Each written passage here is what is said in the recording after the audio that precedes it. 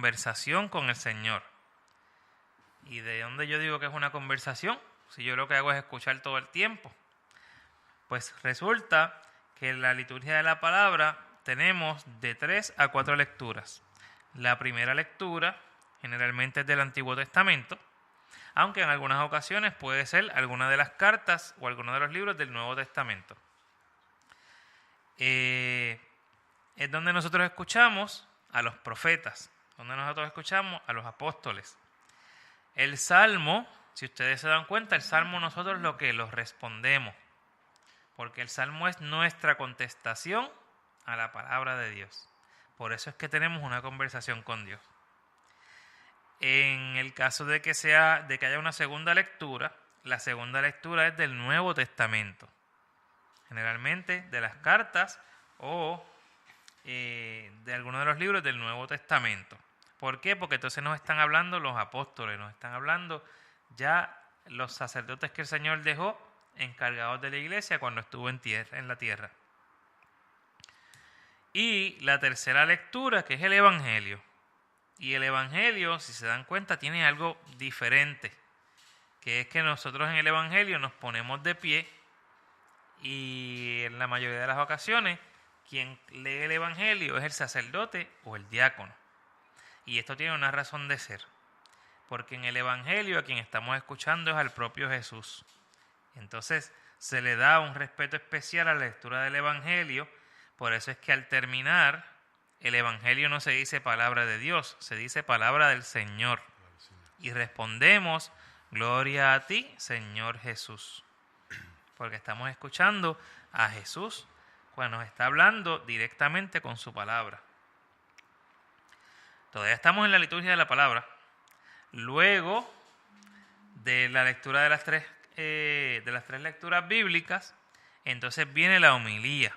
Es donde el celebrante, ya sea el sacerdote, el diácono o la persona que esté presidiendo la celebración, va a hacer una explicación de las lecturas del día.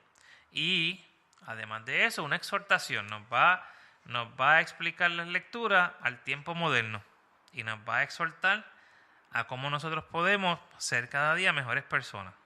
Eso es lo que nos va a estar ayudando esta homilía, ¿verdad? Es una conversación donde vamos a estar aprendiendo cómo yo puedo ser una mejor persona, qué el Señor me está pidiendo que yo haga, qué el Señor me dice, qué el Señor me pide. En muchos de los casos también nos van a explicar históricamente qué era lo que estaba pasando en ese momento. Por eso es que les decía que cuando asistimos diariamente a la misa, estamos recibiendo un curso completo de Biblia porque nos están explicando las Escrituras. De la misma manera que Jesús se sentaba con sus discípulos y les explicaba las Escrituras, la iglesia hoy hace lo mismo con nosotros. Luego de la homilía, ahí hacemos como una pequeña pausa porque entonces nos vamos a preparar para la liturgia eucarística. Pero todavía nos quedan dos cositas, que es que se recita el credo, y el credo siempre se recita de pie, importante, ¿verdad? Porque el credo es como decir el testamento de los cristianos, y el credo siempre se recita de pie. Y luego de eso la oración de los fieles, es decir, que ahí vamos a poner las oraciones, nuestras oraciones en conjunto con todas las oraciones de la iglesia. Por eso que generalmente en la oración de los fieles ya viene también, son unas oraciones específicas que la iglesia recomienda, y en adición a eso, pues muchas veces se añaden las oraciones que hace el Santo Padre, el Papa. Terminado la liturgia de la palabra, pasamos entonces a la liturgia eucarística. Y la liturgia eucarística comienza desde que se van entregando las ofrendas. Y aquí una recomendación que yo les hago, ¿verdad? Con mucho amor. Como les digo, no quiere decir que esté bien ni que esté mal, pero es una recomendación que yo les hago y tiene que ver mucho con la película El Gran Milagro. En esa película yo aprendí que en el momento de las ofrendas, nuestras oraciones son llevadas al Señor. Y desde ese momento aprendí que esa ofrenda que yo hago, que en este caso, pues nosotros ofrendamos dinero, pero en el tiempo antiguo era una ofrenda de pan una ofrenda de aceite, ¿verdad? Se ofrecía algo para celebrar la Eucaristía. En nuestro tiempo muchas veces se ofrece dinero, pero ese dinero se convierte en las mismas especies que van a ser consagradas. O sea que, aunque yo estoy dando un poquito de mi dinero, realmente se está convirtiendo en un poco de pan, en un poco de vino que va a ser consagrado para el altar. Por tanto, como dice la palabra, aunque nosotros en la iglesia no se da una cantidad específica, pero se supone que nosotros le demos al Señor lo primero, la primicia, ¿verdad? En el Antiguo Testamento se daba el diezmo. Yo, en mi caso personal, yo lo que hago es que no todo el tiempo doy lo mismo. Pero yo me acuerdo que cuando yo era chiquito y los Frito-Lay costaban a peseta, a mí me daban un pesito para la misa. Y no puede ser que ahora que los Frito-Lay cuestan a 1.25, no se rían, que ahora que los Frito-Lay cuestan 1.25, no es posible que yo siga dando un pesito. Porque un pesito ahora tiene mucho menos valor que el que tenía antes. Amén. Yo le voy a dar una recomendación, Alex. Dime. Yo a todo el mundo le digo y yo lo hago. Porque todas las semanas tú no tienes el mismo dinero. Sí. Hay veces que hay que pagar cuentitas, hay veces que no. Y no se trata de que vaciemos nuestra cartera y dejemos nuestras cosas en vacío. Pero mira lo que yo hago. Yo empiezo a contar. Y hay un billetito que tú haces como que, ¡ouch! Ese duele. Pues hasta ahí. Ese que te dolió, hasta ahí sácalo. Y lo sacas y lo pones. Ya de ahí para allá probablemente lo necesitabas para algo. Pero entonces eso te va a ayudar a que realmente estés dando una ofrenda que es de lo que tienes y no de lo que te sobra. Amén. Porque a lo mejor un pesito muchas veces nos sobra. Pero para darle al Señor algo de lo que tenemos, pues mire, usted empieza a contar y cuando usted sienta que ese billetito le dolió, sáquelo. Y hasta ahí llegué. Y vamos a ver cómo esa ofrenda va a ser de beneficio tanto para la iglesia como para usted. Porque el Señor se la va a devolver en ricas y abundantes bendiciones. Ay, me fui ahí como que en un paréntesis medio largo. Perdón. Pues bien, se entregan las ofrendas. Generalmente las ofrendas, si es domingo, las entrega el pueblo. En la semana muchas veces, pues, porque la misa es más corta, simplemente pues ya las tienen separadas. Pero es bien importante que usted sepa eso. Esa persona que está entregando las ofrendas va en representación suya, en representación del pueblo. Perdón. Entregándole al sacerdote las ofrendas necesarias para efectuar el sacrificio. Lo mismo que si usted va al Evangelio, va a ver que se hacía cuando estaba Jesús. Y desde antes, en el Antiguo Testamento, también se llevaban ofrendas, ¿verdad? Así que nosotros todavía hacemos esa parte. Luego de las ofrendas, se prepara entonces el altar, ¿verdad? Se prepara lo que va a ser la mesa donde se va a efectuar el sacrificio y se comienza entonces con lo que es la plegaria eucarística. La plegaria eucarística es otra de las partes que muchas veces mucha gente puede pensar que también es lo mismo, cuando realmente existen 4 plegarias eucarísticas.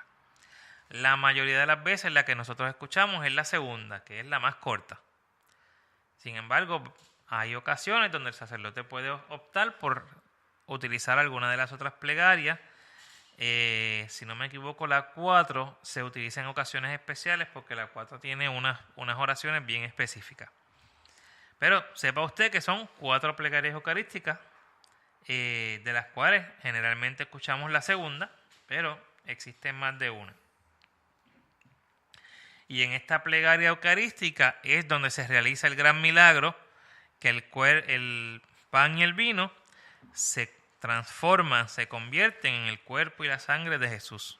En ese momento se hace presente Jesucristo en el altar, se hace presente el Espíritu Santo, por el cual se convierten esos dones, y se hace presente el Padre, que es a quien se honra en toda la Eucaristía. Así que en ese momento estamos unidos a Dios Trinitario, ¿verdad? A Dios Trino, al Padre, al Hijo y al Espíritu Santo. Amén. Amén. Culminada la plegaria eucarística, el rito de la paz, ¿verdad? Que es en donde en ese momento nos damos la paz unos a otros. Se reza el Padre Nuestro como familia unida en Cristo, como hijos de Dios, y se procede al rito de la comunión.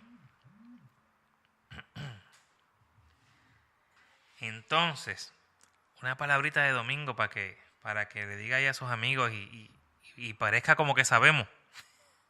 Cuando el sacerdote pone sus manos sobre las ofrendas, eso se llama la epíclesis. Es el momento cuando el sacerdote extiende las manos, invoca al Espíritu Santo para que las ofrendas de pan y vino se transformen en el cuerpo y la sangre de Jesús.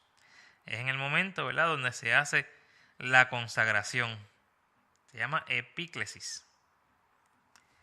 Entonces, bien importante, ahora que lo estoy leyendo aquí, la doxología. Doxología es el momento donde el sacerdote levanta el cuerpo y la sangre de Jesús y dice: por Cristo, con Él y en Él, a ti Dios Padre Omnipotente, en la unidad del Espíritu Santo, todo honor y toda gloria por los siglos de los siglos. Cuando usted diga ese amén, tiene que decirlo duro y que retumbe la tierra, el cielo y el infierno, todo. Amén. Porque ese amén es lo que le dicen en la iglesia el gran amén. Es donde nosotros estamos honrando al Padre y reconociendo el cuerpo de Jesús que se está ofreciendo en santo sacrificio.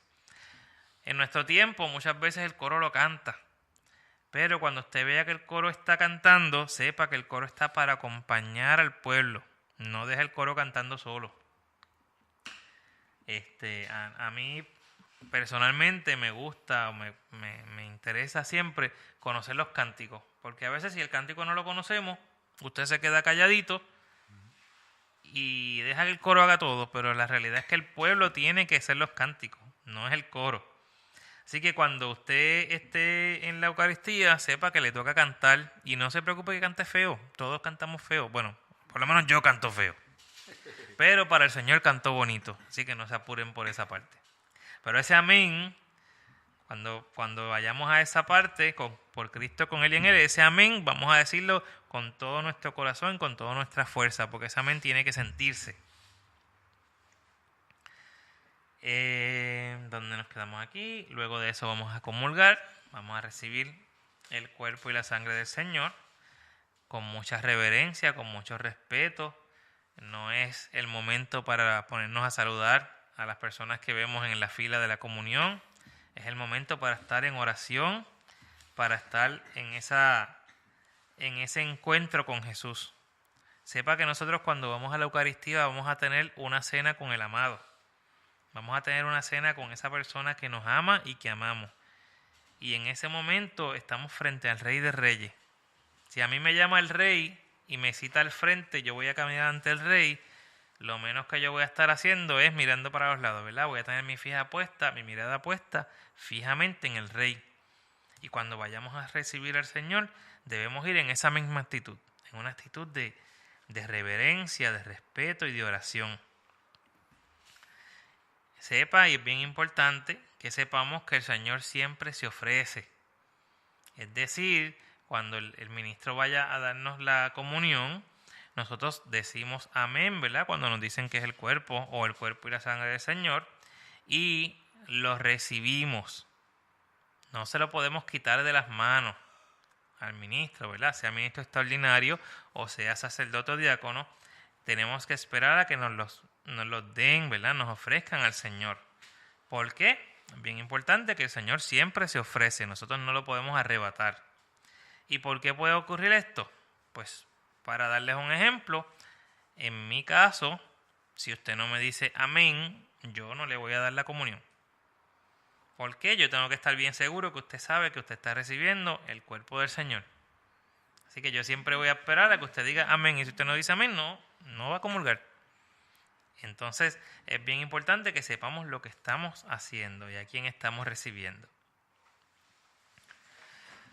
Cuando comulguemos y nos devolvamos a nuestro asiento, pues vamos a ponernos en oración. Vamos a aprovechar que tenemos a Jesús en nuestro corazón y vamos a ponernos en oración.